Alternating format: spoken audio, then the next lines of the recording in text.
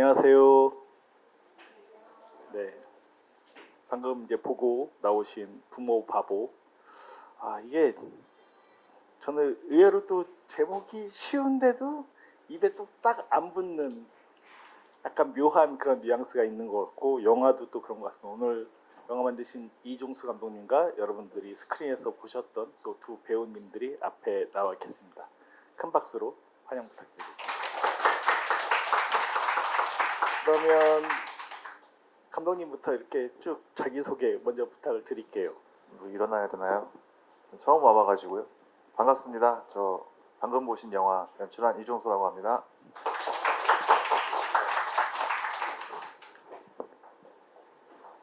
예. 안녕하세요. 저는 진현 역할 맡은 유혁진입니다. 반갑습니다. 네, 안녕하십니까. 영진 역 맡았던 안은수입니다. 어떻게 보셨을지가 너무 사실 궁금하기도 하고요.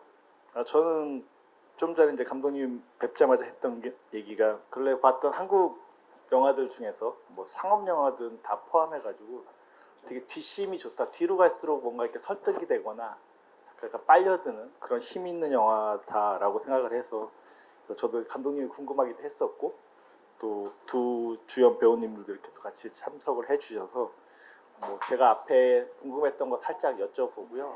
또 많은 분들이 와 계시기 때문에 자연스럽게 또 여러분들의 질문을 받아서 이어가 보도록 하겠습니다. 일단은 제 그냥 느낌이기도 한데요. 인물이 많지는 않음에도 불구하고 저 이 영화 약간 독백한다는 느낌으로 봤어요. 그러니까 계속 얘기를 하지만 게임할 때 옆에 앉아서 얘기할 때도 그렇고 뭐 그 조는 탓도 있겠지만은 사실은 이 영화 의외로 모놀로그 영화 아닌가? 각 인물들에 대한 약간 그런 느낌으로 봤는데 시나리오 쓸 때도 전 감독이 꽤 치밀한 사람이라고 생각하는 쪽이 더 가깝거든요. 영화를 본 느낌은. 이런 독백하는 느낌의 영화로 봤다라는 것에 대해서 좀 어찌 느끼셨는지가 좀 궁금했습니다. 제가 우선은 나이가 뭐 엄청 많다거나 세상을 많이 살았다거나 이러진 않았어요. 근데 제가 여태까지 제 짧은 생을 살아온 것에 대한 지금 현재 느끼는 감정은 좀 사람들과 같이 있어도 같이 있다는 느낌을 받기가 좀 힘들다는 감정을 가질 때가 많아요.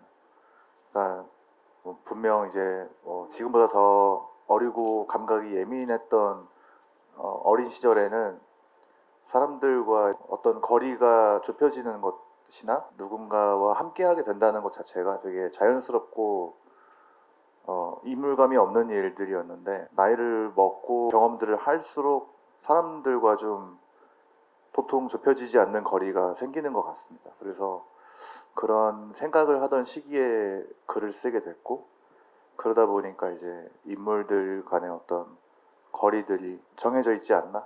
그리고 또 그 거리가 좀 가까워지길 바라면서도 가까워졌을 때 좀 불편하게 느껴지는 그런 부분들이 있지 않나 이런 생각을 좀 하면서 글을 썼던 것 같습니다.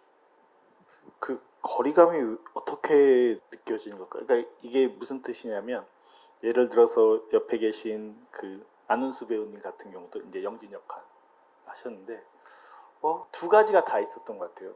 저 사람한테 내가 과연 현실에서 마주쳤으면 말을 붙일 수 있을까? 약간 겁날 것 같은 그런 느낌도 있고 일단은 안은수 배우님이 영진 역할을 할 때도 약간 그 꾸부정한 그 모습이나 어떤 그 자세 자체가 약간 터치미나 나 건들지 마세요. 약간 이런 포스처럼 느껴서 이런 것도 서로 미리 얘기가 되신 건지도 사실 좀 궁금했었고 반대로 이제 진현 배우님은 뭐 직업도 그렇고 위치도 그렇고 조직 내에서도 준 공무원 조직이라고 볼 수 있는 이런 복지사 역할을 하시면서도 계속 커넥팅을 해야 되지만 사실 연결을 한다기보다는 역시 그것도 그냥 독백하는 것처럼 자신의 임무에 충실할 뿐이지 진짜로 연결을 하거나 뭔가 하는 것이 얼마나 될까 요즘 많이 보여지는 표면적인 자신의 역할 충실하다는 느낌들이 저 많은 대사 속에 있는 것 같다는 그런 생각도 들어서 두 분은 감독님한테 이 캐릭터 부여받았을 때 어쨌든 두 분이 연기해야 되는 순간들도 되게 많잖아요. 그걸 어떻게 어떤 느낌으로 어떻게 보면 피상적으로는 유사한 형 동생 관계처럼 보이실 수도 있겠지만 아무리 열심히 들여다봐도 형 동생처럼 또 보이지도 않는 부분도 있거든요. 그러니까 친숙함과 이물감이라고 하는 게 마치 동시적으로 약간 붙어 있는 그런 느낌이어서 두 분은 이 캐릭터를 부여받았을 때, 혹은 시나리오를 받았을 때, 혹은 현장에서 연기하셨을 때 두 분이 그런 친밀감과 어떤 이물감이라고 하는 것을 어떻게 좀 표현하셨는지가 또 궁금하기도 했습니다. 편히 말씀 주세요. 네. 네, 제가 먼저 말씀드리자면 우선은 그 아까 말씀하신 것처럼 이 사람이 평소에 마주치면 말을 걸 수 있을까? 약간 이런 느낌을 감독님께서 저한테 말씀해 주시긴 했어요. 그대로 얘가 좀 위협적이었으면 좋겠다. 그리고 또 하나는 길고양이 같은 느낌이 났으면 좋겠다. 이렇게 두 가지를 말씀해 주셨는데, 그래서 영화 보다 보면 그 복지관 직원 한 명이 제가 지나갈 때 큼칫하고 옆으로 지나가는 장면도 있고, 그 막내 여직원. 네, 맞아요. 네. 그 느낌이 났으면 좋겠다라는 생각도 했고, 또 너무 그러니까 이 자세나 이런 걸 구형할 생각했었을 때 너무 벗어나지 않았으면 좋겠다도 있었어요. 얘가 너무 벗어난 캐릭터의 느낌이 강하면 이게 또 거기서 또 불편함을 느낄 수 있을 것 같은 느낌이 들어서, 그리고 또 이제 진현과의 관계성에 있어서는 사실 보시면 알겠지만 저는 좀 이렇게 그냥 맡겼던 것 같아요. 이 영진은. 그리고 할 때도 사실 이 혁진 배우의 연기에 맡긴 것도 있어요. 그러니까 워낙 연기를 너무 잘해가지고 저한테 실제로 무슨 말을 하는 것처럼 다 꽂더라고요, 저한테. 그래서 저는 그냥 리액션만 했을 뿐인데 약간 고마움이 있죠. 네. 혁진 배우님이 답을 하셔야 될 것 같은데. 예, 그 친밀감과 이물감이라고 말씀을 해주셨는데 사실 그렇게까지 깊게 생각해 보지는 않았던 것 같아요. 예, 그 친밀감이라고 하면은 그냥 뭐 아까 말씀하셨던 것처럼 뭐 영진 같은 캐릭터는 뭐 실생활에서 마주쳤을 때 뭐 그런 이물감이 있을 수 있다면은 저는 그냥 좀 있을 만한 사람이라고 생각을 했던 것 같고, 그래서 뭔가를 더 막 하려기보다는 조금 더 그냥 나처럼 해야겠다, 그냥 내가 조금 더 나인 것처럼 해야겠다 하면서 했던 것 같고요. 뭔가 이물감, 제가 이거를 정확하게 이해를 잘 못한 것 같은데, 이물감, 뭐 거리감 이런 것들은 사실은 그냥 저는 시나리오 안에 다 있었다고 생각을 해요.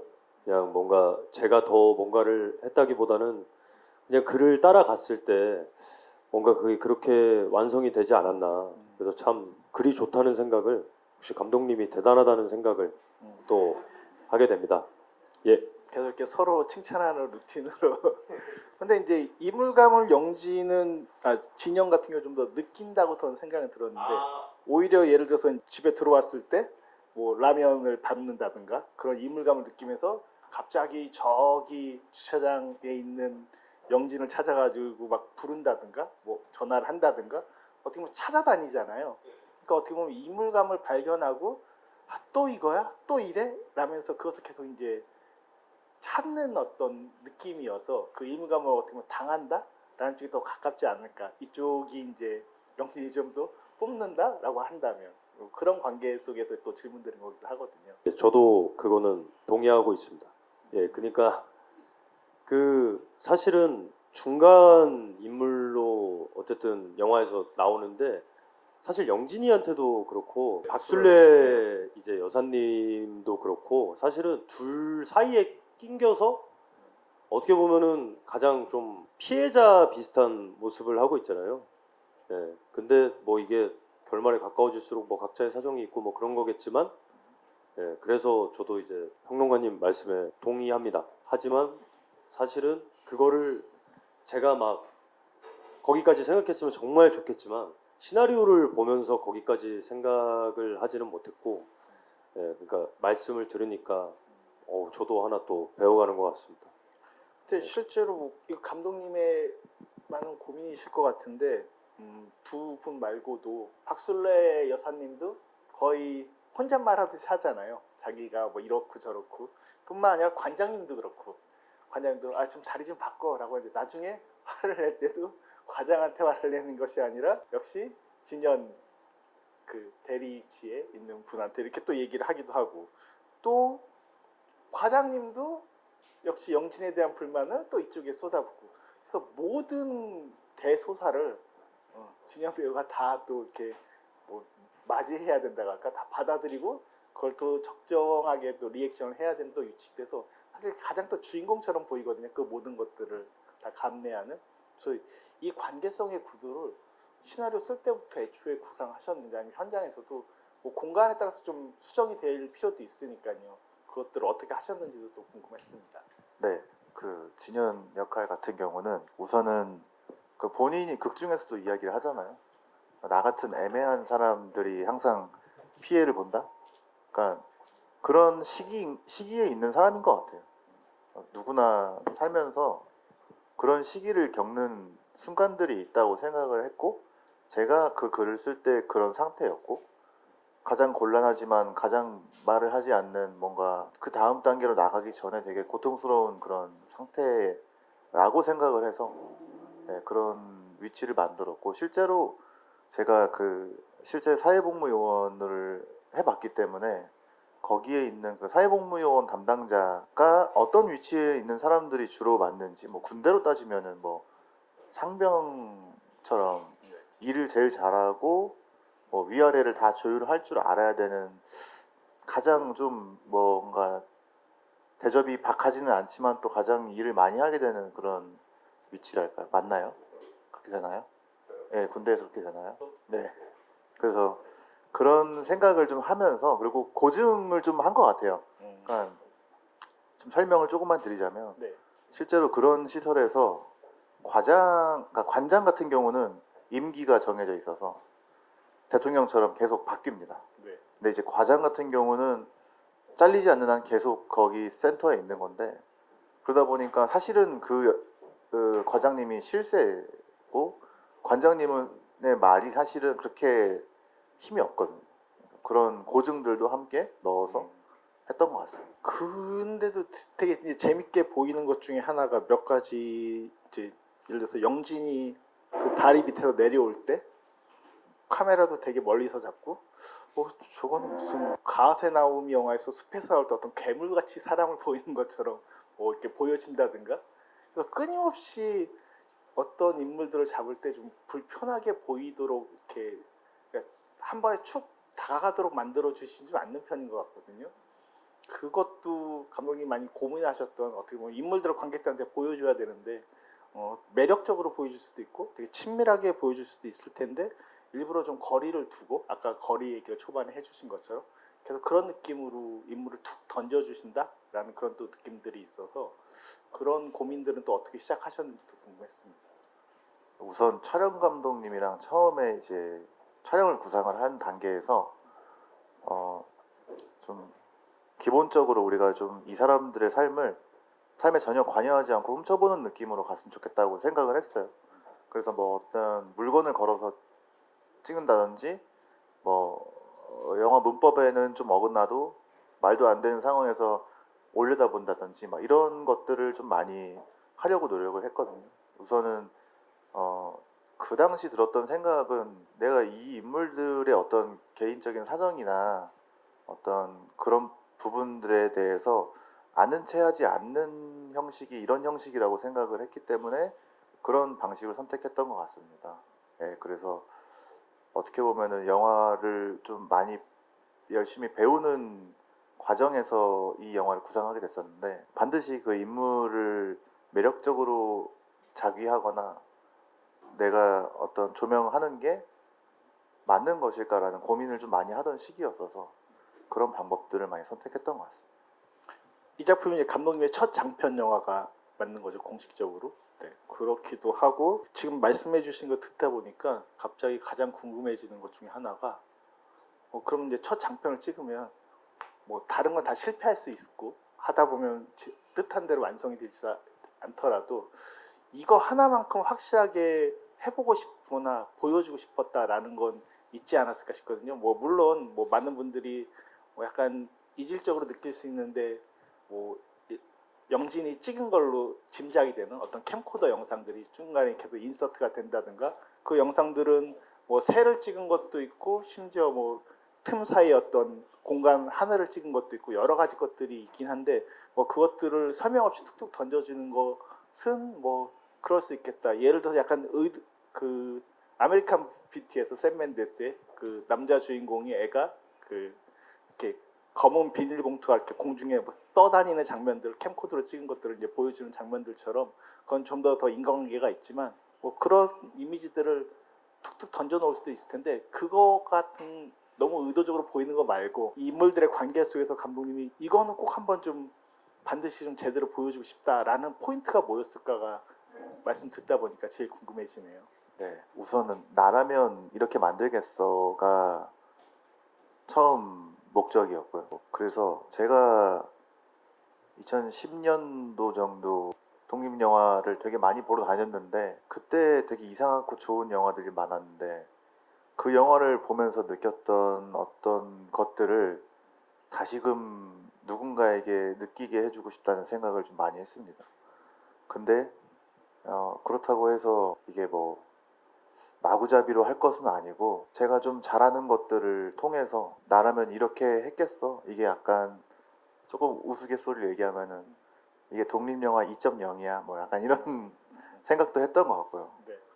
그리고 그런 것들을 좀 보여주고 싶었던 것 같아요. 그 이상함이 뭘까요? 그러니까 뭐 2010년도 얘기하셨지만 그때 이제 아까 저희 사전에도 말씀드렸었는데 근데 그 당시 제가 부산영화제 프로그래머여서 뭐 똥파리, 뭐 무산일기, 파수꾼 그런 영화들을 선택해서 6컨텐츠에 틀고 했던 시기였어서 그때 영화가 뭐 지금 돌아봐도 제일 좀 에너지가 넘쳤던 한국 독립영화의 시절이면 분명한데 감독님께서 이제 관객의 입장에서 그 당시에는 느끼셨던 그 이상함이란 뭘까? 이상한데 뭔가 약간 좋은 것 같은 그게 뭘까요? 아무래도 좀 밀어붙이는 힘들이 있었다고 생각을 합니다. 그러니까 지금 요즘 같은 경우 또 자꾸 제가 뭐 전문가라서 막 어딜 막 평가하고 이런 게 아닙니다, 여러분들. 그냥 제가 느끼는 감정을 그냥 솔직하게 말씀드리면 요즘 그 독립 영화들을 볼 때 모든 영화가 다 그렇진 않습니다만 제가 영화 문법이라는 거를 좀 어쨌든 영화를 하기 위해서 공부를 하다 보니까 되게 잘 정리된 느낌들이 많이 들어요. 예전에 느꼈던 제 이상한 감정들은 정리되지 않았는데 그리고 보지 못하는 것인데 이거가 사실이라고 밀어붙이는 힘들이 이상한 현실감들을 줬던 것 같거든요. 뭐 부모바보에서도 그런 게 되었는지는 잘 모르겠지만 그런 목표를 좀 지향을 하고 있습니다. 네. 그래서 작년에 관객과의 대화 그 리스트를 보니까 장손의 오정민 감독님 그때 오정민 감독님하고도 여기서 대화를 나눴던 거였거든요. 오정민 감독을 선택하신 것들도 약간 그런 연유와 같이 다 있는 건가요? 지금 말씀 주신 것과? 근데 오정민 감독님 같은 경우는 약간 그런 모범생 같은 영화라기보다는 사실 더 이상하게 할 수 있는 사람인데 뭔가 좀 대의를 위해서 컨트롤을 좀 이렇게 한 느낌이더라고요. 그래서 되게 개인적으로 좋아하는 인간적으로 좋아하는 감독님입니다. 네.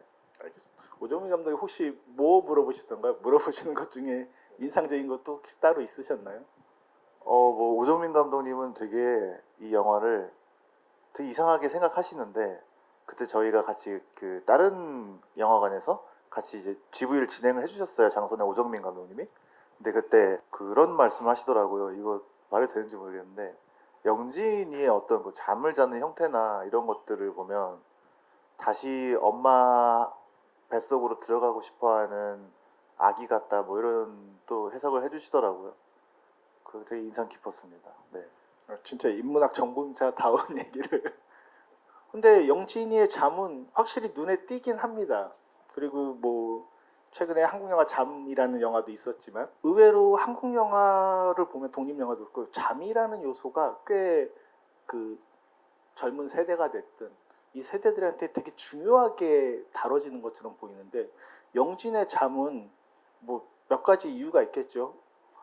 워낙 노숙을 하다 보니까 잠을 제대로 못 잔다는 현실적 이유도 있을 것 같고 근데 사실은 무력해서 잠을 잔다라고 볼 수도 있을 것 같고 아니면 세상과 굳이 직접적으로 현실과 관계하고 싶지 않아서 잠을 잔다는 이유도 있을 것 같고 뭐 다 있을 것 같긴 한데 감독님이나 그 배우님이나 이 잠자는 모습 되게 쉽게 찍을 수 있을 것 같은데 사실 되게 찍기가 만만치 않은 또 지점이기도 해서 이 잠에 대한 얘기를 서로 또 어떻게 나누셨고 어떻게 또 표현하려고 하셨는지도 또 궁금합니다. 우선 제가 먼저 말씀드리면 잠이라는 부분을 선택한 이유가 제가 생각하는 그 세대들의 대처 방식이라고 좀 생각을 했는데 그러니까 잠을 자버린다가 아니라 그 세대들이 가진 어떤 세상에 대한 아이러니가 있을 때 대처하는 방식에 대해서 생각을 좀 해봤어요. 근데 이제 예전에 저보다 윗세대의 형누님들을 생각을 하면 불만이 있으면 거리로 나가든지 아니면 술을 먹고 막 고래고래 소리를 지르든지 뭔가 이렇게 젊음을 표출하는 어떤 객기를 표출하는 그런 방법이 주로 많이 보였고 영화 안에서도 그렇게 그려졌다면 그렇죠. 뭐 학길종의 바보들 행진 같은 경우 예, 대표적이죠. 그렇죠. 예. 근데 제가 생각하는 이 영진과 진현의 세대에 대해서는 그러니까 뭔가 자기가 컨트롤할 수 없고 무력해졌을 때 사라지고 싶어하는 생각을 할 거라는 생각을 좀 많이 했습니다. 그게 이제 거기로 통하는 길이 좀 잠 같은 것들이었던 것 같고 무력함으로 이어지는 그런 부분들을 좀 보여주고 싶어서 마지막에 이제 영진이가 사라지는 것도 사실은 뭔가 어딘가 해코지를 하고 뭘 하는 게 아니라 그냥 이 세상에서 사라지고 싶다라는 마음을 갖지 않았을까 이런 생각을 해서 그렇게 했던 것 같습니다. 은수 배우님은 네. 저도 처음에 이 시나리오를 봤었을 때 영진이 너무 잠을 많이 자가지고 이걸 가지고 감독님이랑 많이 얘기를 했었던 것 같아요. 얘는 왜 이렇게 자냐. 근데 뭐 잠만 보냐 뭐 예. 이런 잠만 보라고 치기엔 날씬한데 농담입니다. 근데 이제 저 말씀과 더불어서 이 다리 밑에서 들리는 그 차들의 소음이 생각한 것보다 훨씬 크다라고 하더라고요. 그러니까 저희가 그냥 집에서 듣는 이 차 지나가는 소리보다 훨씬 크게 들릴 거라고 거기서 제대로 잠을 잔 적이 한 번도 없었을 거다. 근데 이제 얘가 이 집이라는 공간에 들어오면 졸음부터 쏟아질 거다라는 말씀을 해주셨어요. 그랬을 때 그러면은 저는 사실 거기서도 좀 트리거를 찾고 싶었어요. 얘가 졸기 시작하는 트리거. 제가 느꼈을 때는 그리고 제가 생각했었을 때는 부모에 관한 이야기 이가 트리거였던 것 같아요. 그래서 거기서부터 졸기 시작하면 되겠다라는 그런 타이밍을 조금 맞춰놨던 것 같고 이제 마지막 저 약간 비슷한 전 진현의 말 자체가 뭔가 편안함과 뭔가 그냥 옆에 누가 있다라는 느낌 때문에 좀 잠을 오게 하는 건 아닌가 뭐 이런 상상도 좀 해봤었거든요. 그 생각해 보니까 그것도 맞는 것 같아요. 이 혁진 배우님의 이 목소리가 또 너무 나긋하고 또 이제 성시경 같은 느낌이 없지 않아 있기 때문에 그러니까 다른 의미에서 잘 자요인가요? 예, 약간 그런 느낌. 그래서 그 감독님 말씀하셨던 것처럼 그 마지막에는 그 트리거가 확실하게 보였던 것 같아요. 그때는 누가 봐도 얘는 자는 척하는 느낌이었잖아요. 그건 자는 척이 맞는 거죠. 네, 확실히 자는 척이었고 그래서 그때 저는 그 연기를 할 때 저 말을 듣자마자 나가야겠다. 나 이제 나가야겠다. 이 생각을 혼자서 계속 되뇌이고 있었던 것 같아요. 그 인물들이 다 트라우마가 있지만 저는 그래도 이제 어떤 개인적 캐릭터를 봤을 때는 그 진현이 얘기하는 동생의 자살 얘기는 제일 무난한 캐릭터로 보였는데 갑자기 제일 큰 얘기를 확 던져가지고 약간 깜짝 놀라기도 했는데 어쨌든 그 연기 톤은 그 화면 상에서는 되게 아무렇지도 않은 것처럼 걔 왜 그랬는지 모르겠어 약간 이런 식으로 해서 이게 왜 사실 마음속에 되게 누르고 있는 상처일 수도 있는데 이거를 그렇게 말한다는 건 이게 어떻게 화면에 전달될까 이런 고민도 되게 많이 되셨을 것 같거든요. 어떻게 보면 대사의 내용 중에 내용상으로는 제일 또 센 장면이기도 해서 그 얘기를 할 때 진현의 어떤 느낌은 어떤 거였는지도 좀 궁금했습니다. 제가 그 정확히 기억은 안 나는데요. 그때 연기할 때 사실 그 뒤에 대사들이 엄청 많잖아요. 그래서 제일 긴 대사. 예.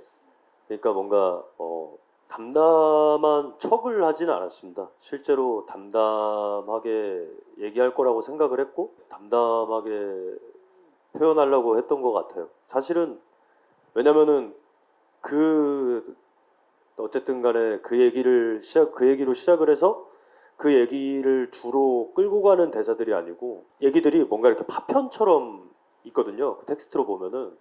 그래서 이게 이거는 그냥 의식의 흐름이구나.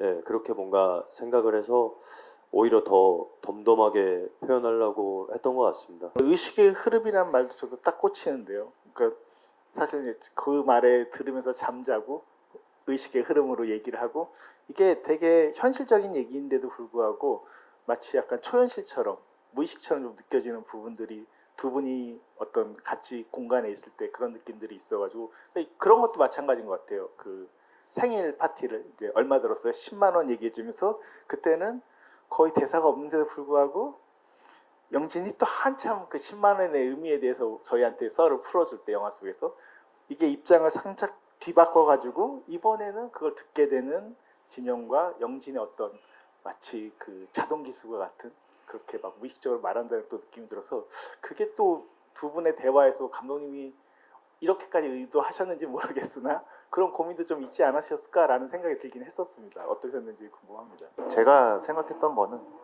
그러니까 진현이 그렇게 물어보지도 않은 자기 이야기를 막 털어놓는 것들은 어떤 뻘쭘함과 그리고 어떤 또 그 유교적인 입장에서 내가 또 형이고 뭐 상사고 약간 이런 느낌이니까 얘가 또 뻘쭘하지 않게 하기 위해 나도 뻘쭘하고 싶지 않고 그래서 뭔가 좀 계속 뱉어내는 그런 생각으로 그런 이야기들을 하게 했고 네. 그래서 뭐 서로의 어떤 그 이야기를 나누게 되는 이제 날이 오잖아요. 어쩔 수 없이 하다 보면 같이 시간을 지내다 보면 그런 부분들을 좀 생각하면서 했는데 네 일단 그렇습니다. 네.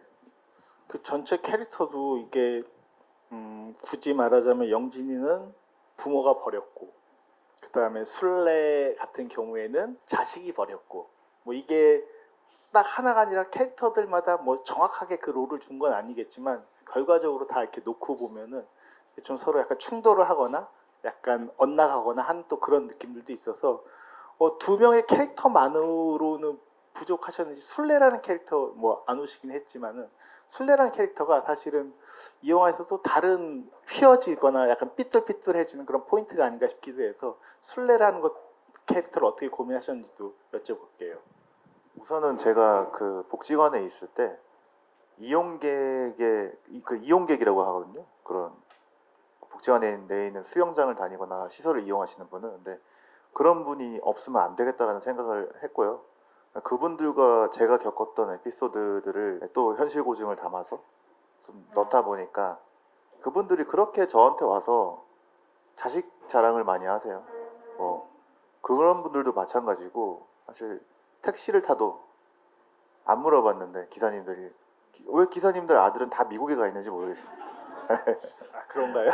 네, 다 뉴욕 대학교를 다 나오시고 저는 항상 신기한 게 왜 한국의 택시 기사님들은 그렇게 승객한테 많은 말을 시키는가도 사실 궁금했거든요. 유럽이나 다른 데들은 뭐 네. 말이 통한다고 여겨져도 별로 말을 시키지 않거든요. 네, 근데 다들 이제 미국 아들이 뉴욕대를 나와야지 택시를 운전했어요.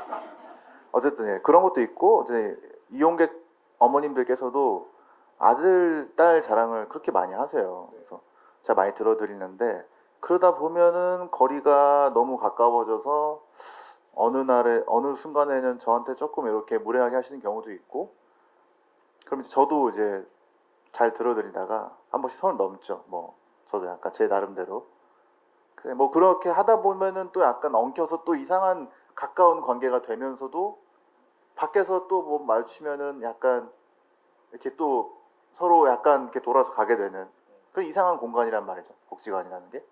그래서 거기서 꼭 이제 그런 이용객 플러스 이제 또 이 영화의 주제와 맞는 그런 지점들이 있어서 박순애라는 캐릭터를 생각하게 되었습니다. 그 술래 이용객님이 나중에 사탕 놓고 가는 건데 사탕을 진현이 안 가져가는 거죠? 그렇게 남겨진 거 네, 아닌가요? 뭐 가져가지는 않는데 자기한테 큰 상처나 어떤 큰 그런 건데 되게 대수롭지 않게 아기가 그냥 뭐가 원하는 게 없어서 삐진 것처럼 대하시니까 그런 부분들이었던 것 같습니다. 그래서 저는 이제 두 번째 볼 땐 좀 유심히 보게 됐던 부분들이 이게 한 씬들을 어떻게 툭툭 끝내는가, 뭐 시작이 이채로운 거 확 눈에 들어오는데 끝을 내는 방식들이 어떤가 했을 때 조금씩 다 뭔가 여지를 두고 끝내시는 편이긴 해서 그런 것들도 개인적으로 좀 많이 또 눈에 들어왔던 것 같습니다. 이제 제가 계속 중요한 것들이나 뭐 기본적인 것들을 여쭤봤는데 또 많은 분들이 얘기 들으시면서 정리되시는 것도 있고 궁금하신 것도 있을 것 같아서 이제 질문 받아가지고 또 계속 이어서 가보도록 하겠습니다. 질문 있으시면 손 들어주시면 됩니다. 저희가 이 영화를 너무 어렵게 풀고 있었나요? 그런 건 아닌데. 네.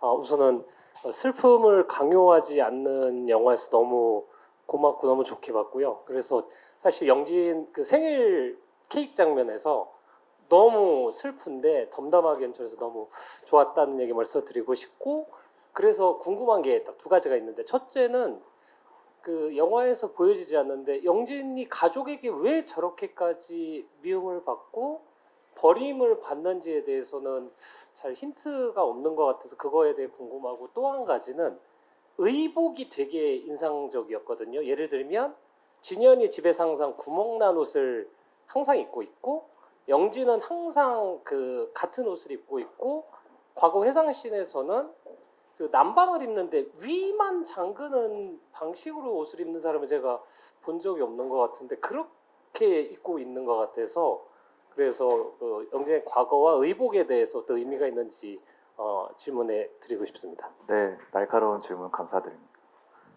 우선 영진의 과거 같은 경우는 가족 같은 경우는 조금 자세한 이 둘이 뭐 어떤 뭐 진현이 엄마 아빠와 안부 전화를 한다든지 영진이 뭐 어떤 아버지가 나와서 이야기를 한다든지 이런 것들을 좀 일부러 좀 하지 않은 부분들이 있는 것 같아요. 그러니까 저희 포스터 보셨나요?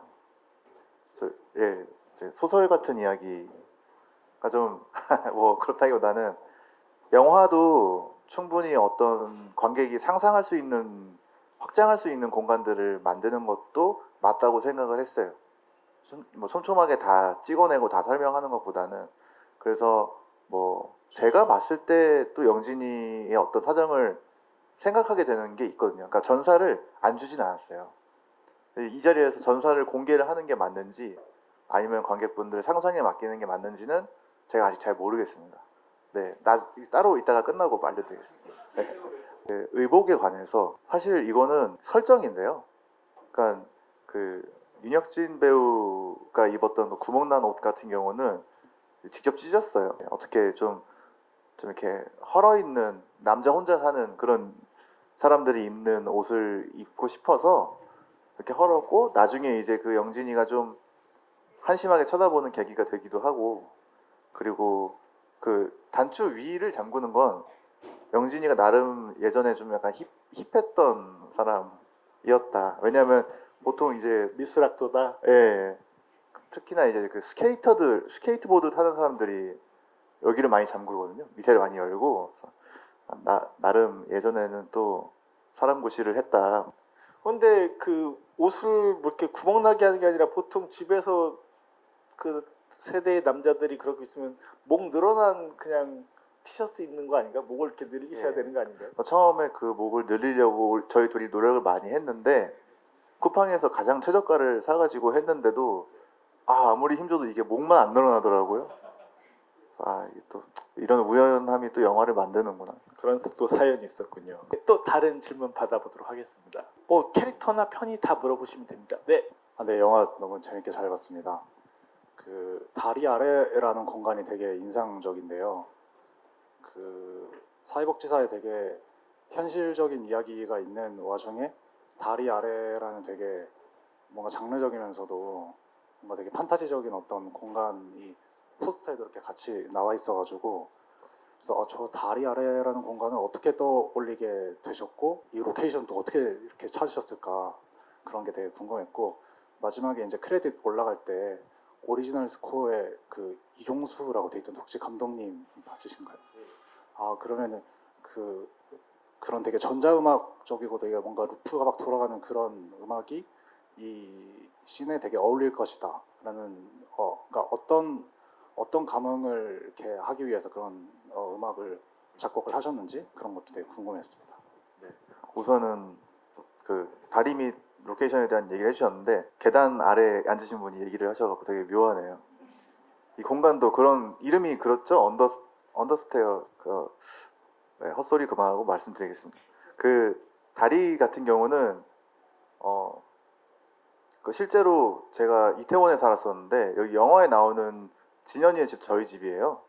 저희 집이 어떤 집이에요. 그래서 같이 저희 아내랑 같이 산책을 좀 많이 하는데 한강진역 쪽으로 많이 돌아서 가거든요. 근데 한강진역 1번 출구 앞에 저 공간이 있어요. 공간 같은 경우는 그래서 발견을 하게 됐는데 지나가다 보니까 이 위에 뭐 어떤 생활의 흔적들이 좀 보이더라고요. 거울이 걸려 있고 뭐 신발이 있고 실제로 영화 속에 나오는 그 미술들을 그 간이 침대 하나 빼고는 저희가 한 게 아니거든요. 그 실제로 누군가 노숙을 했습니다. 예, 그래서 그 밑에 이제 짐들이 엄청 많은데 나중에 한번 싹 치웠거든요. 마지막 장면을 찍기 위해. 근데 그 짐들이 정확히 20대 남자가 뭐 SPA 브랜드에서 산 옷 더미들이 엄청나게 많이 있었어요. 캐리어도 있었고. 그래서 그런 부분들에서 상상력이 생겼고 실제로 사회복무요원을 할 때 그런 기사를 본 적이 있어요. 실제 교각 밑에서 수유천에 있는 교각 밑에서랑 그리고 이제 그 창원에 있는 어떤 다리 그런 공간에서 실제로 자기 생활을 하는 것처럼 자기 집처럼 꾸며놓고 살다가 이제 경찰에 의해서 끌려 나온 사람들 이야기를 기사를 접한 적이 있는데 그런 것들도 모티브가 됐고요. 그리고 저 공간 같은 경우는 제가 이제 안은수 배우 같은 경우는 그 공간에 가본 적이 딱 한 번밖에 없어요. 그 둘이 처음 마주치게 되는 장면 말고는 없고 윤혁진 배우한테 제가 계속 말했던 거는 이게 실제로 가능하더라도 절대 믿지 않는 상태였으면 좋겠다. 그러니까 뭐 진현이도 당연히 어떤 자기 깊은 곳에 다 어떤 사정들이 있고 말 못할 무거움들이 있지만 그럼에도 불구하고 이런 진현도 상상하지 못하는 영역이 있다고 생각을 한 거예요. 저는 실제로 뭐 진현 입장에서 영진이가 부모가 나한테 평생 그 생일날 10만 원 한 번도 안 썼다라는 얘기가 사실은 정말 말도 안 되는 이야기일 수도 있잖아요. 거짓말이라고 생각할 수도 있는 거고 마찬가지로 그 다리 밑에서 얘가 노숙을 하고 있다는 것도 상상조차 하지 못하는 영역이라고 생각을 해서 믿지 말아달라고 했어요. 계속 그러다가 마지막에 실제로 봤을 때 나오는 표정이 너무 궁금했고 그런 근데 사실 뭐 이건 비하인드는 나중에 그리고 다리 관련해서 그냥 제 의견 하나만 첨언드리면 사실 처음에 영화 봤을 때는 거기서 영진이 내려오니까 영진이 거기 있는 걸 보여주겠구나라고 예상하기가 되게 쉽잖아요. 근데 영화를 내내 보는데 갑자기 영진이 사라졌어. 그래서 진현이 갔더니 그 곳은 영진이가 없는 곳이야. 그러니까 우리가 뭔가 대체가 되는 거죠.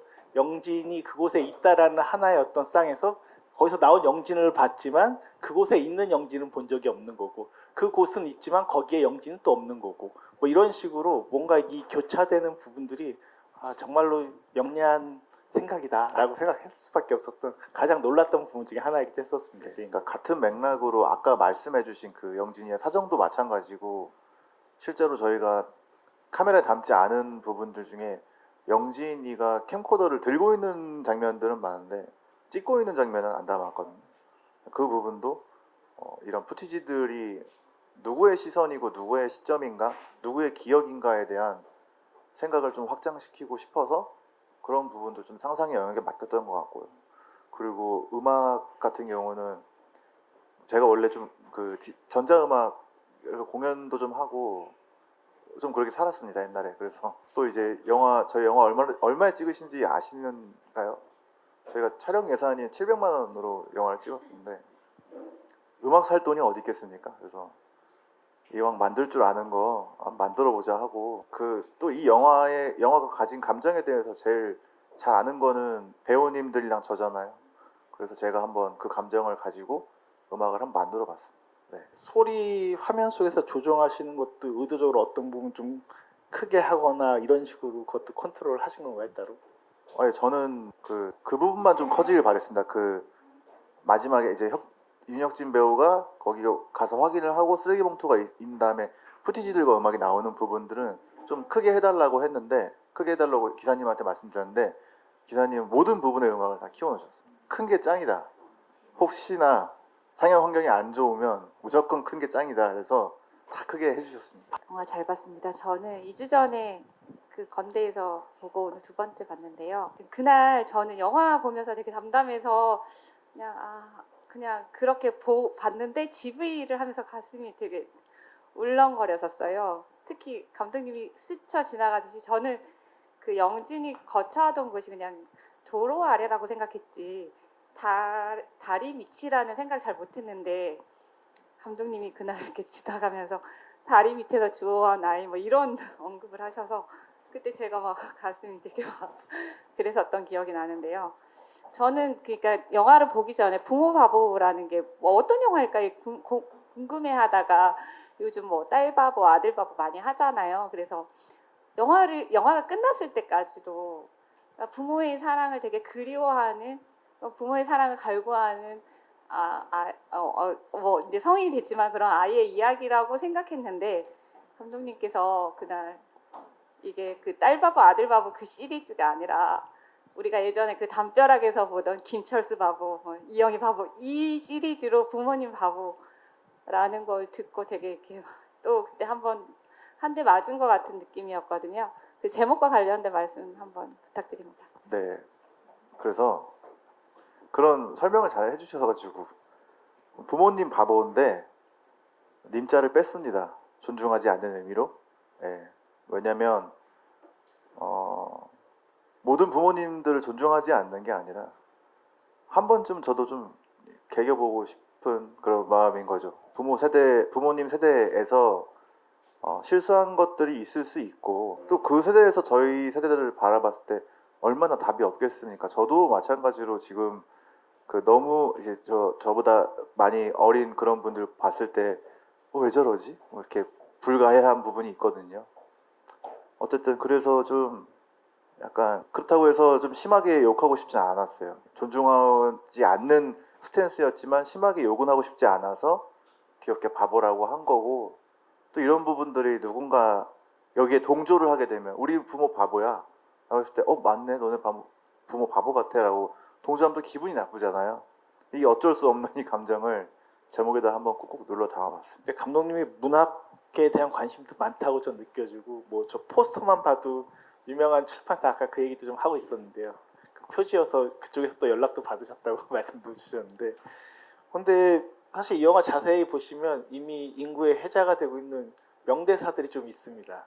그래서 뭐 대표적인 게 그 명진의 과거 장면에서 그 친구인 그 소위 말해서 이제 당근을 하러 갔더니 나눔을 받으러 갔더니 이제 친구를 만나서 하는 대사가 뭐가 안 돼도 선택지가 참 많구나라고 하는 대사를 비롯해가지고 자세히 들으면은 이건 되게 고심해서 쓴 대사일 수밖에 없는 꽤 시적이다라고 할 수밖에 없는 어떤 말의 재미나 이런 부분들도 있는데 지금 이제 제가 드린 대사 말고 이거 사람들이 별로 이렇게 주목은 안 하는데 감독님께서 시나리오 쓸 때 여러 작가들은 그렇잖아요.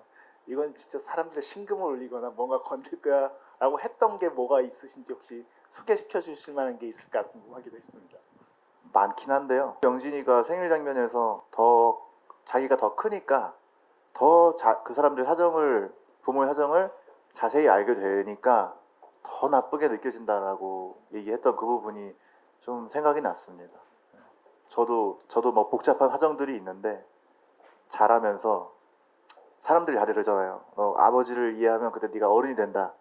근데 더 커보니까 진짜 왜 그랬지? 뭐 이런 생각이 들더라고요. 그냥 좀 그런 것 같습니다. 그 대사. 네. 저도 그 대사가 되게 좋은 대사라고 생각을 합니다. 또 다른 질문 받을까? 배우님들한테도. 네. 죄송합니다. 다른 분들 시간을 뺏는 것 같은데 너무 궁금해가지고 우선은 그 얘기를 듣다 보니까 사실 영화는 이 시대를 좀 담을 수밖에 없는 그 매체라고 생각을 하는데 아까 감독님께서 관계의 어려움에 대해서 생각을 하면서 뭐 이런 걸 만들었다 하는데 이 영화를 보면 좀 재밌는 게 만약에 자식이 성공하면 부모를 버리고 자식이 못 나가면 부모가 자녀를 버리는 것처럼 보여지는 관계성들이 보이기도 한다고 저는 생각을 하거든요.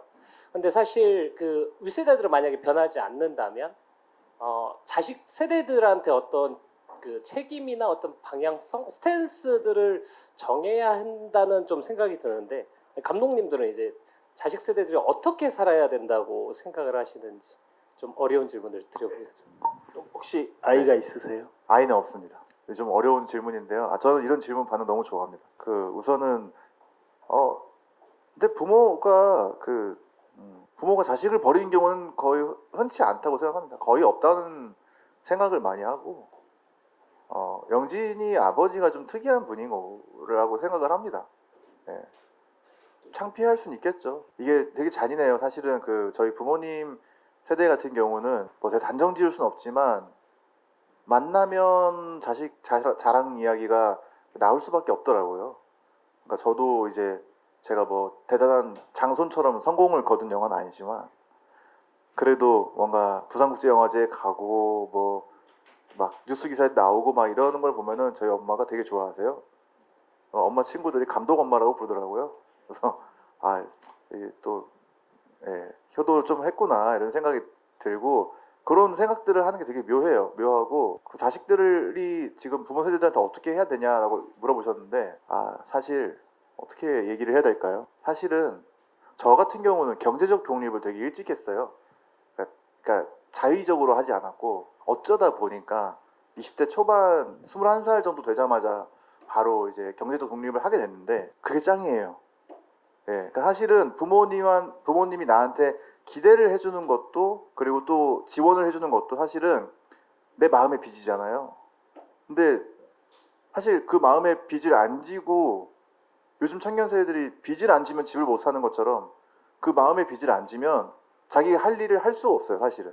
왜냐면 모두가 다 자식이 30살이 넘도록 이거 무슨 청춘 콘서트 같이 됐는데 모든 세대, 그러니까 모든 사람들이 자식들이 30대 거의 40대까지도 애를 낳아서도 부모님이 지원을 해주는 그런 시대다 보니까 남들이랑 똑같아지려면은 부모님에게 빚을 질 수밖에 없는.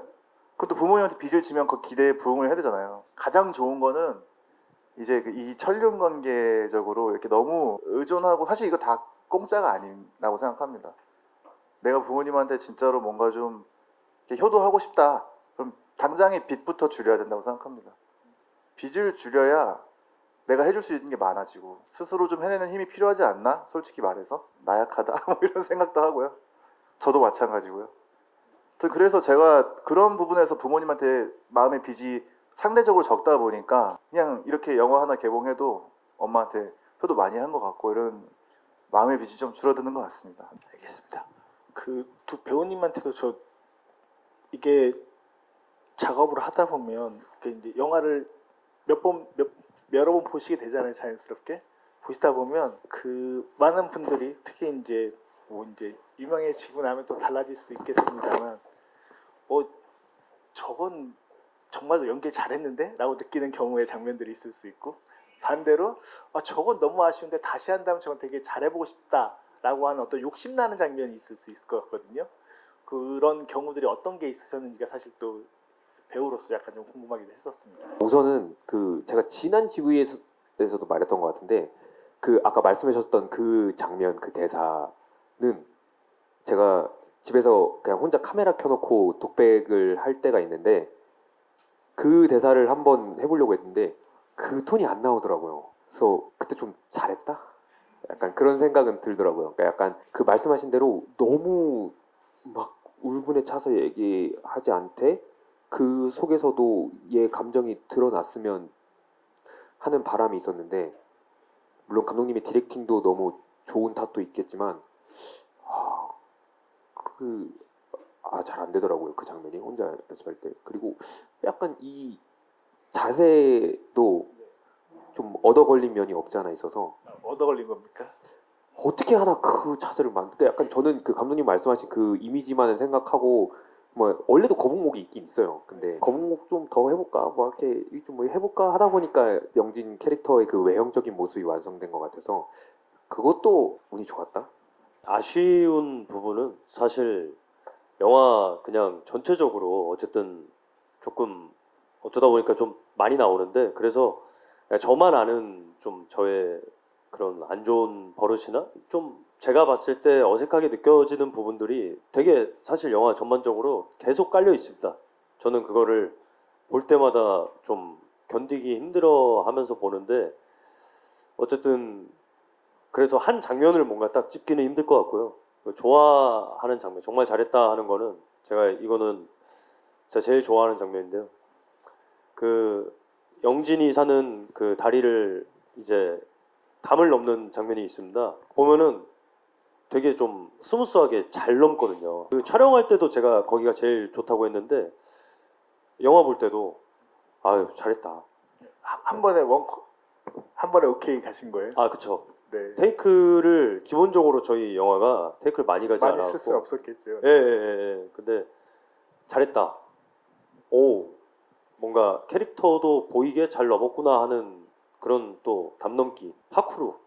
네, 실제로 파쿠르 동호회를 하셨었다고 저한테 그때 자신 있게 얘기하셔가지고 파크로 그- 부심이셨구나. 네. 그 초등학교 때 이제 그때는 이제 파쿠르라는 단어가 없었고, 제가 이제 94년생인데 야마카시라는 단어가 있었어요. 그래갖고 남자분들은 아실 텐데 제가 야마카시 팸 거기서 야마카시 하고 있었습니다. 그에 비해서 상대적으로 액션을 보여줄 수 있는 역할이 적은 편인 건 아니에요. 이 영화 자체는. 그 아. 장면 정도 제외하고는 액팅이 크게 나오거나 뭔가 움직임이 보여지거나, 오히려 웃겼던 건 저 그거였거든요. 그 청소하라는 그 창고 치우라는 것 때문에 그 배우님하고 다른 이제 그 친구는 열심히 치우고 있는데 영진이 옆에서 아무것도 안 하는 거 보면서 진짜 저건 뭐지? 정말 저런단 말이야? 그 부분은 근육이 보여서 인상적이긴 했었습니다. 네. 액팅 그 몸을 쓰는 액팅은 담 넘는 장면하고, 그 제가 그 물을 되게 잘 마십니다. 그래서 보면은 영화에서 맥주 마실 때 진짜 정말 시원하게 마시거든요. 그런 부분들 뭐 안 믿으시겠지만 다 의도했습니다. 게임하다가 이제 게임에 집중하면서 맥주를 재빠르게 가져와서 맥주를 마신다. 맥주를 건네준다. 디테일이었습니다. 그 제일 많이 보여지는 장면이 본인이 이제 책상에 앉아 계시다가 약간 프로필로 옆모습이 보이다가 리액션하는 장면들이 제일 많이 반복돼서 화면에 나오잖아요. 저건 진짜 고민이 됐겠다 싶었거든요. 오히려 저는 그 리액팅이 되게 어렵거든요. 뭐 과장의 말에 반응해서 움직이기도 해야 되고, 전화 받고 나가서 오라고 한다고 또 누구야 하면서 또 나가야 되고, 계속 어떤 뭔가 미묘하게 바뀌는 리액팅들이어서 그때 액팅들은 어떠셨는지도 궁금했습니다. 아, 그 부분도 사실은 그거는 또 이제 제가 디테일이 부족해서 그거를 다 설계할 수는 없고요. 그 사실은 뭔가 촬영을 할 때 이게 그 뭐 연기에 집중을 하기 위해서는 뭐 시간 순서대로 이렇게 찍어야 되고 뭐 이런 말들이 있습니다. 저도 그렇게도 촬영을 해보고 했는데, 이번에는 제가 그 사무실에서 특히 거기는 다 몰아서 찍었거든요. 그래서 오히려 그게 되게 좋았던 것 같은 게, 아까 했던 거 하지 말자. 약간 이게 뭐 점프여도 비슷한 걸 계속 하는 거는 조금 이게 뭐 아닐 수도 있겠지만 좀 후지다는 생각을 했었어서, 예, 그래서 했다가 뭔가 이렇게 이거 아까 했는데 이러면은 바로 딴 데로 돌려버리고 막 이렇게 했던 것 같습니다. 예. 알겠습니다. 네, 혹시 또 질문 있으시면 질문 받아보세요. 지금 시간이 거의 저 끝에. 네. 저는 여기 숲에 와서 영화를 자주 보는 사람인데요.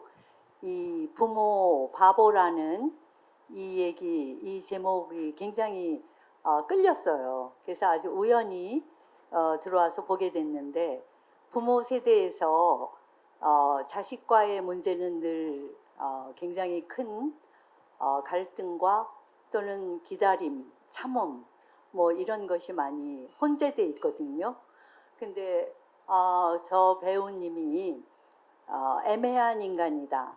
참 이 애매한 처지에서 굉장히 힘들다.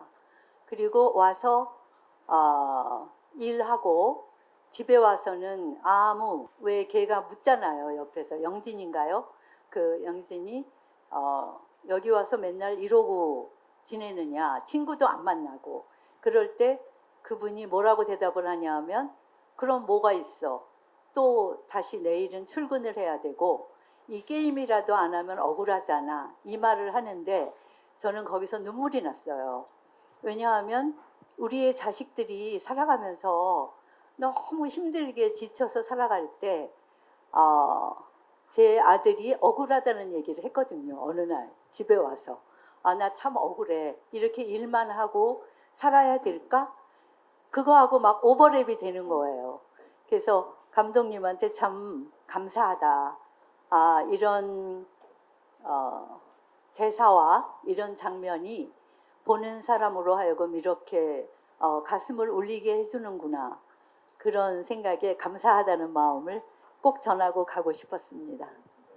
감사합니다. 근데 이거 제목 사실 영어는 너무나 고전적인 제목 아닙니까? 헤리티지, 유산 혹은 유전 뭐 이런 건데 물론 이제 영어 제목과 한글 제목이 확연하게 다른 경우는 많긴 하지만 제가 알고 있는 한국 영화 중에서 제일 갭이 큰 것 같다는 생각이 들기도 하거든요. 영어 제목은 헤리티지로 고집하신 이유가 또 따로 있었을까요? 그냥 그때 지을 때 헤리티지라는 말이 너무 그냥 바로 떠올라서요. 그냥 생각해 보면 뭐 그 영화 전반에 흐르고 있는 유교적인 이물감들이 되게 헤리티지 같다. 세대가 변해도 없어지지 않는 헤리티지 같다라는 생각이 들어서 원래는 번역가 선생님이 뭐 fucking parents 뭐 이런 식으로 저한테 제안하셨는데 직설적으로. 네. 네. 이 영화는 선댄스를 가는 영화가 아니기 때문에 네. 그런 영화는 선댄스 영화제에 많아서 저 헤리티지란 제목 봤을 때는 이거 장손의 영어 제목이어야 되는 거 아니야 오히려 이런 생각도 해봤었는데 사실 장손 영어 제목은 제가 지은 거거든요.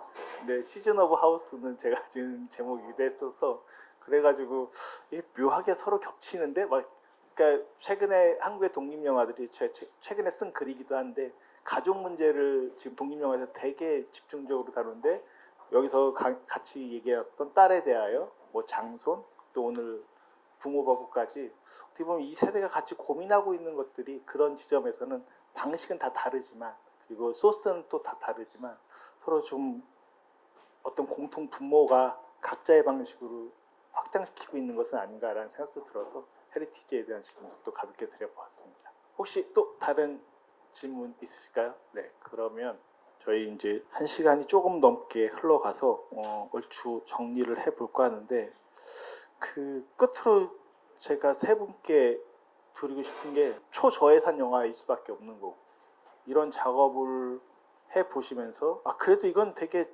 좋다.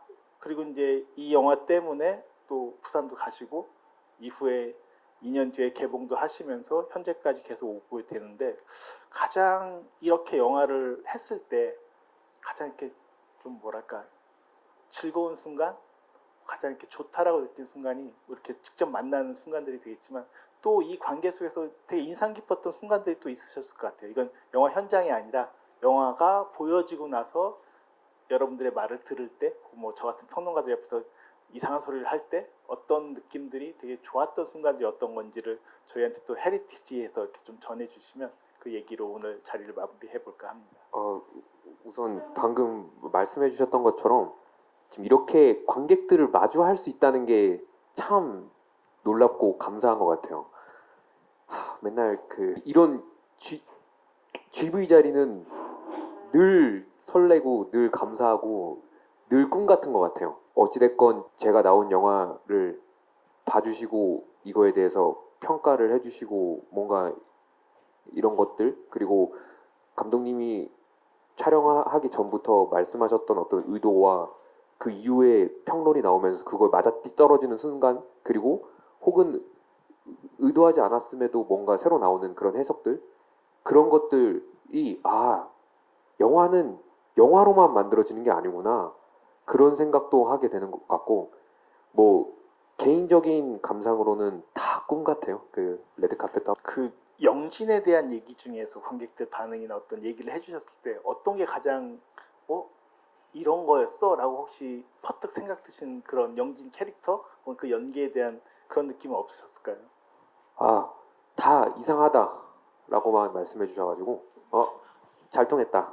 약간 얻어 걸렸다. 아, 좋다라는 반응 없나요? 완전히 공감한다. 공감한다. 제가 근데 평소에 네. 영진이 같이 움직이질 않아가지고 네. 지금도 보시면 알겠지만 저는 말하는 거 굉장히 좋아하고 그런 느낌인데 네. 말도 막 이거 이렇게 얘기했다 이렇게 얘기했다 이렇게 얘기했다 하는 사람인데 영진은 그런 느낌이 없어서 그래서 더 좋았던 부분도 있는 것 같아요. 나 이런 연기도 할 수 있구나. 근데 물론 영진이의 모습이 제가 아예 없다라고 하면은 그건 말도 안 되는 것 같고 혼자 있고 싶어질 때나 그럴 때는 그렇게 입고 다 하고 있었을 때도 있는 것 같고 무슨 말을 하는지 모르겠는데 근데 좀 연기 별로였다 약간 이런 얘기는 큰 상처더라고요. 그러니까 그동안 연기를 보여줄 기회가 없어서 그런 말을 들을 기회가 없었는데 그 말 보니까 하루 종일 기분이 안 좋더라고요. 이런 건 영진 같은데요. 근데 감독님은 딱 보셨을 때 영진이라고 생각하신 거예요? 아니, 그렇진 않습니다. 그러니까 원래 제가 생각했던 영진은 이렇게 몸이 좋고 인상이 이렇게 돼서 위협적인보다는요, 잃을 게 없는 사람한테서 나오는 위협적임을 처음에 생각을 했었는데, 안은수 배우도 이제 잠깐 짧게만 말씀드리면 이런 어쨌든 간에 그런 느낌이 오는 배우를 찾기 위해서 그 필름메이커스에 들어가서 90년대 남자 78페이지까지 가서 찾았습니다. 그만큼 힘들게 찾은 배우고, 원래는 저한테 연락 오기 전에 이제 연기를 그만둬야겠다고 생각을 할 때쯤 만난 거라서 더 저한테 의미가 깊습니다. 그럼 또 정서적 공감은 있었겠네요. 맞습니다. 이렇게 진짜 이거 그만해야겠다. 약간 그래서 감독님한테 말씀드릴 때도 저는 이제는 그 경험이 되는 단편 영화 이런 느낌은 안 찍고 싶다. 잘 됐으면 좋겠다. 저는 연기 그만두는 생각도 계속 하고 있다. 근데 그때도 이제 감독님은 자신 있으셨던 걸로 제가 기억하거든요. 지금 생각해보면 진짜 놀라운 것 같아요. 진짜 이 순간이 너무 놀랐고 여러분들 마주할 수 있는 것도 너무 놀랐고. 근데 뭐 감독님들 만나보실 때 세상의 모든 감독들은 다 자신감 넘쳐하지 않나요? 것 같기도 하고. 그런 척을 해야 배우가 안 도망갑니다. 근데 저는 이미 감독님의 제가 어제 지구에서 저 인상 보고 바로 그냥 신뢰가 가버려가지고 머리 긴 사람 제가 신뢰하는 편이어가지고 약간 이상순 같은 헤어스타일 좋아하시는군요. 약간 완전 스킨헤드던가 아니면 저렇게 머리가 기시던가. 근데 이제 딱 알겠습니다. 영진이 또 어너더 레벨로 또 계속 흘러가는 것 같아서 네. 다음 혁진 배우님께. 저도 이제 그 은수 배우가 너무 말을 잘해줘서요. 제가 사실은 더 붙일 말이 없습니다. 어쨌든 관객분들 만나고 그런 게 제일 좋죠. 근데 너무 또 똑같은 말 할 것 같아서 개인적으로는 저도 그냥 다 비슷하고 막 평가 같은 거 맨날 찾아보고 이제 좋은 얘기 나오면은 기분 좋고 나쁜 얘기 나와도 저는 좀 기분 좋게 받아들이는 편입니다.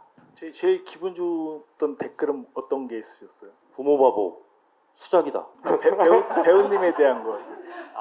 저는 사실 그러니까 저에 대한 그냥 저라는 배우에 대한 개인적인 평가도 좋긴 했는데 그 캐릭터적으로 어쨌든 제가 지금 이 부모바보에서 진현이라는 캐릭터에 좀 공감해 주시는 분들 글을 보고 있으면은 그게 되게 좋은 것 같아요. 그러니까 딱 처음에는 그냥 연기 잘한다 이러면은 잠깐 기분 좋을 수는 있겠는데 그 캐릭터에 대한 뭔가 공감이나 이런 것들은 좀 오래 남아 있는 것 같고 그런 글이 있었어요. 뭔가 진현이가 마냥 좋은 사람은 아닌 것 같은데 그것도 자기 같아서 너무 공감이 됐다 이런 게 있었는데 그 말들이 되게 오래 지금까지 남아 있는 것 같습니다.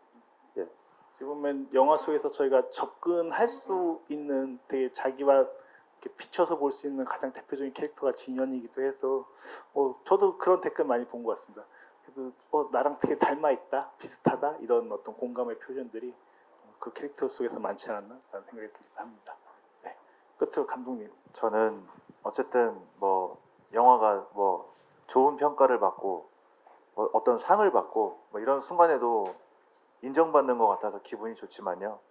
그런 순간들보다는 진짜 오늘처럼 사실 오늘 관객이 그렇게 많지 않았다고 들었는데 거의 상영관에서 그대로 오신 것 같은 기분이 들어요. 그래서 이거 다 얘기를 나누고 싶어서 오셨구나. 근데 이제 모든 세대들이 이 영화 하나를 보고 할 이야기가 생긴다라는 지점에서 내가 동시대에 대한 이야기를 하는데 성공했구나라는 걸 좀 제대로 느낀 것 같아요. 그래서 이런 순간들이 저는 이런 순간들이 제일 좋은 것 같습니다. 영화를 개봉하고 감사합니다. 감독님 다음 영화인 그 인서트란 영화도 작년에 10월에 이제 부산에서 공개가 되고 그 영화도 빨리 되기는 어렵겠지만 왜냐면 이번에 이 영화는 감독님이 다 직접 배급까지 하시는 경우였거든요. 그래서 모든 걸 다 경험해 보셔서 이제는 그렇게 안 하실 것 같긴 한데